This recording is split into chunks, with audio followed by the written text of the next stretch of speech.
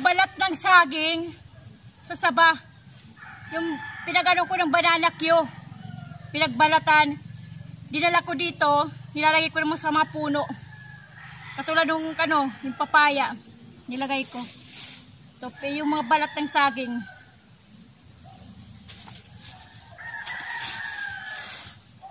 Ito. Yan. Pinaka-ano ko siya, pinaka-fertilizer. Yung balat ng saging, pinagbalatan ko. Nilalagay ko to sa puno para gawing fertilizer. Saging. Ano naman, itinatapon ko lang kasi ito doon sa bayan. Pinagbalatan ko ng yung paggagawa ko ng banana Q, yung binibinta ko. Kaya dinala ko na dito. Sayang naman nagagawang fertilizer to Kaya lalagay ko na lang dito.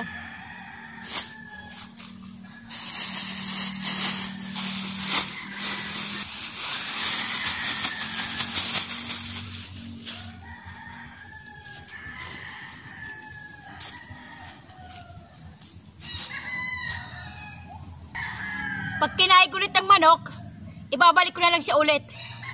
Kaya kinakaig ng manok kinakalkal.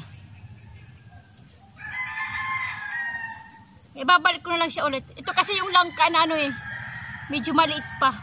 Hindi katulad ng isang langka doon na malaki na yung kanyang kasabayan. Kaya nilagyan ko siya.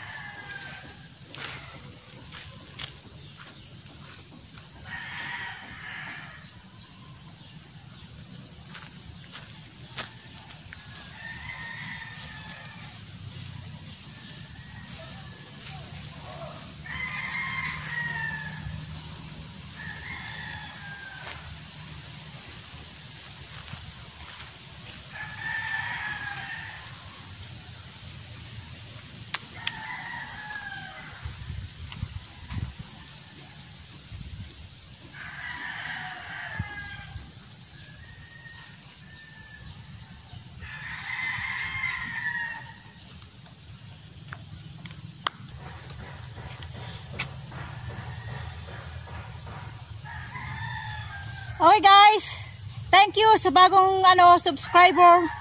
Thank you. Hindi ako nakakapag-upload araw-araw na. Wala akong maano na video eh. May upload.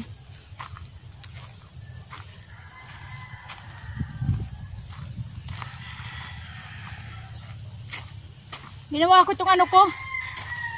Inayos ko yung kay ang lupa, yung pagka-flat niya. Ito yung aking ito ang aking ang tawag dito sa amin ay panakot. Para siyang para siyang dahon ng sibuyas pero hindi. Siya yung maliliit. Maliliit yung dahon. Pwede lumalaki din siya kaya lang hindi siya talaga Ewan ko kung pero iba yung dahon sibuyas eh. Ito to mabango as in sobra. As in matapang yung kanyang aroma. Mabango talaga. Panglagay sa ulam. Sa gulay. Pag naggugulay yan. Inilalagay yan. Yan.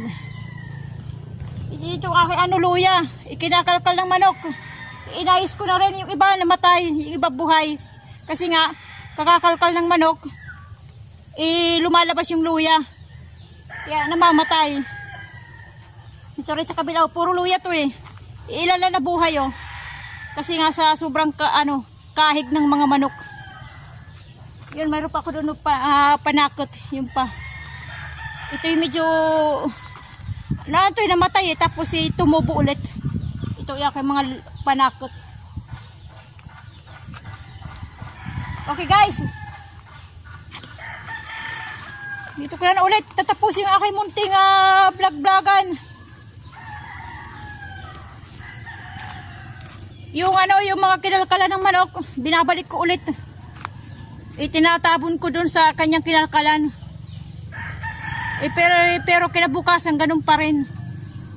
Walang katapusan na kalkal niya. Ibabalik ko ulit. Yung kinalkalan, siya taga-kalkal, taga-kahig, taga-hukay, ako naman taga-balik ng lupa.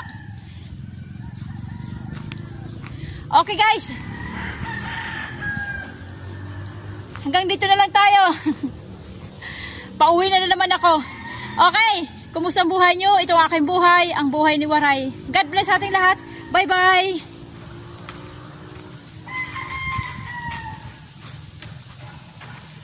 Ang tagal mamunga nitong aking pinya. Ang sabi nila 1 taon daw bago mamunga eh. Hanggang ngayon wala pa. 1 taon mahigit na. Ang tagal. Marami akong pinya. May mga bagong tanim ako doon sa mga paligid. Yan, sa mga paligid. Ito lang yung una kong tanim. 1 taon mahigit na.